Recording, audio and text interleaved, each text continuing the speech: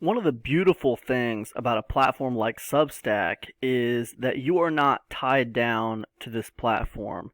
You can leave here at any time and take all your stuff with you. Your posts, your email lists, your subscriber lists, your podcasts, everything you can take with you. Let me show you how to do it. Come over here to your dashboard. Come over here to your settings. And I want you to scroll down. We're going to scroll down a little ways here until we reach something that says export your data. This is going to allow you to export your posts, email list, and related email statistics. We'll send you an email when your data export is ready to be downloaded. And it happens pretty quick. You just create a new export.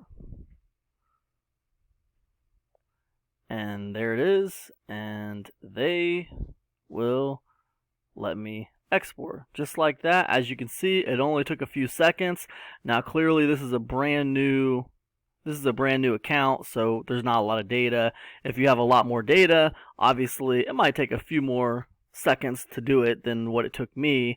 But the fact of the matter is, it happens really, really quickly. That's how you do it, and that is amazing because you can take that data and you can go anywhere and set up shop again. You're not tied down to Substack.